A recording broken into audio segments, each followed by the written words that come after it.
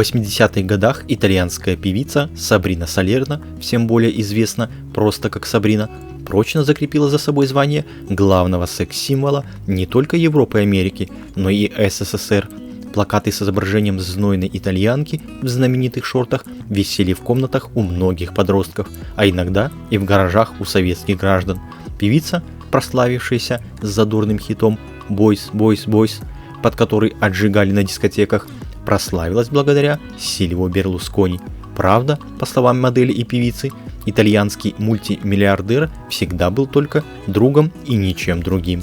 Но именно он приложил свою руку к известности и невероятной популярности жгучей брюнетки. Судя по ее творчеству, можно подумать, что личная жизнь Сабрины была не менее бурной, но в действительности артистка всего раз связывала себя узами брака. Более того, она до сих пор живет душа в душу со своим избранником. В этом видео я вам расскажу, как сейчас живет Сабрина, как она выглядит и чем занимается. Не переключайтесь.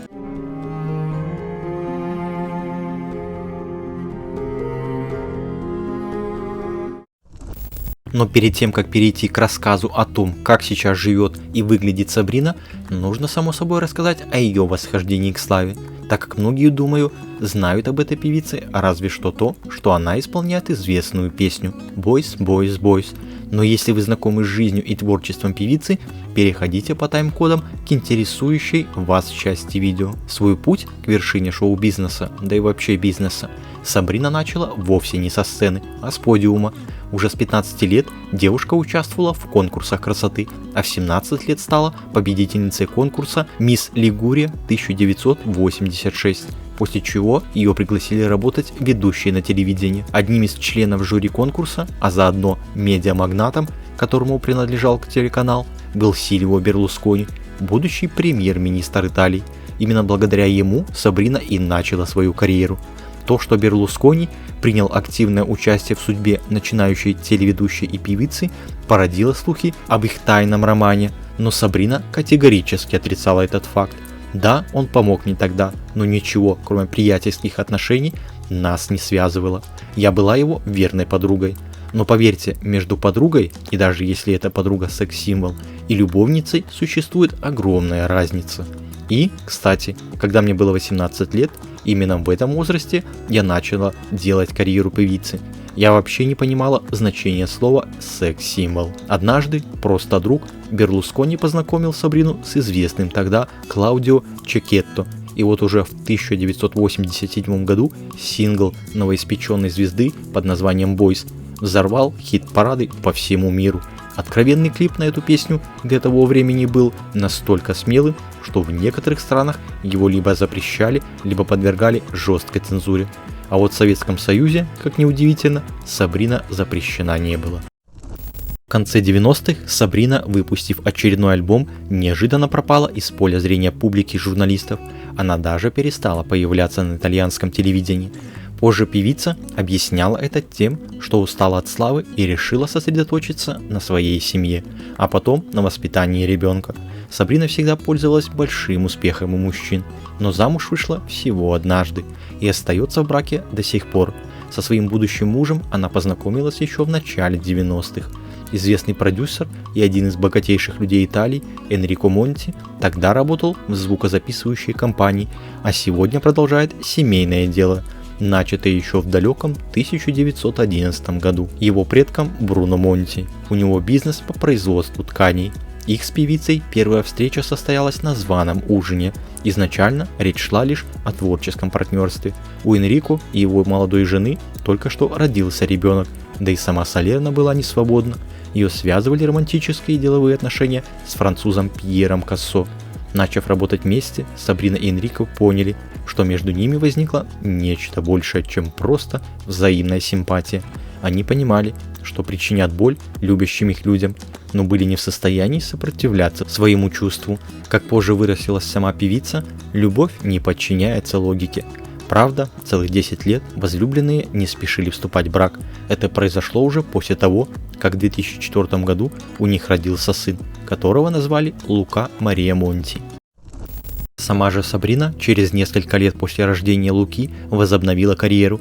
Ее полноценное возвращение на сцену случилось в 2008 году, когда певица выпустила свой 9-й сольный альбом и сняла новые клипы. Правда, прежнего уровня популярности она уже не достигла. Ее имя и поныне ассоциируется в основном только с музыкой 80-х годов. Впрочем, и сегодня Сабрину называют, если не самой популярной, то одной из самых богатых певиц Италии. Многомиллионные доходы ей приносят не только выступления и перевыпуски альбомов, но и съемки в рекламе, собственная сеть ресторанов, линия модной одежды. Хотя, как признается сеньора Салерно, в ее шкафу до сих пор хранятся те самые джинсовые шортики, о которых я расскажу чуть позже, которые в далекие 80-е совершили в СССР сексуальную революцию. Сабрина уверяет, что за всю жизнь она не сделала ни одной пластической операции, и все, что у нее есть, заслуга природы. Но исходя из ее преображения и то, как она выглядела раньше и сейчас, очевидно, что хирурги поработали на славу, а еще ее собственного умения быть счастливой. Я имею в виду прежде всего семью. Муж, ребенок – это очень красит и молодит. Знаю это по своему личному опыту. После рождения сына Луки я стала лучше. Но теперь немного о тех самых шортиках, о которых я говорил. В конце 80-х годов зарубежные исполнительницы диско вызывали у советских слушателей настоящий ажиотаж. Пластинки с записями песен Сандры, Сиси Кетч и Сабрины разметали как горячие пирожки. В 1988 году Сабрина выступала в качестве специального гостя на закрытии международного конкурса песни в польском Сопоте, где представила свой хит «Boys». В СССР концерт транслировало центральное телевидение. Яркий номер звезды впечатлил советских зрителей, и вскоре ее шлягер зазвучал на всех дискотеках. В 1989 певица приехала в Москву и дала концерт при полном аншлаге. Эта поездка ее очень впечатлила. Она сама говорила: «Мне было тогда всего 19 лет. Мои представления о вашей стране были очень расплывчатыми. Оказаться в 1989 году на Красной площади было колоссальным впечатлением. Я ощутила дух старины, величие культуры и истории и еще какое-то волшебство. Это место меня завораживало. Мне казалось, что я попала в какую-то сказочную страну. Шел снег, было очень холодно. Под впечатлением остались и зрители, а модницы тут же принялись подражать итальянской поп-королеве. Особенной популярностью у них пользовались короткие джинсовые шорты с рваными краями, в которых Сабрина щеголяла на сцене. Разумеется, этот кокетливый предмет гардероба тут же прозвали «Сабринки». По состоянию на сегодня итальянская певица Сабрина Салерно продолжает свою музыкальную карьеру, успешно преодолев серьезные проблемы со здоровьем. Пройдя лечение от рака груди, обнаруженного в 1924 году, звезда 80-х вернулась к активной гастрольной и студийной деятельности. После операции по удалению злокачественной опухоли и курса лучевой терапии Сабрина регулярно проходит проверки. Весной 2026 года она призналась, что пережила сильный стресс из-за обнаруженного уплотнения, но врачи подтвердили, что это лишь безопасная водяная киста, вызванная радиотерапией. Певица активно использует свои соцсети, чтобы напоминать женщинам по всему миру о жизненной важности ежегодной маммографии и ранней диагностики. Летом 2026 года Сабрина представила новую совместную музыкальную работу, сингл «Love in Rio».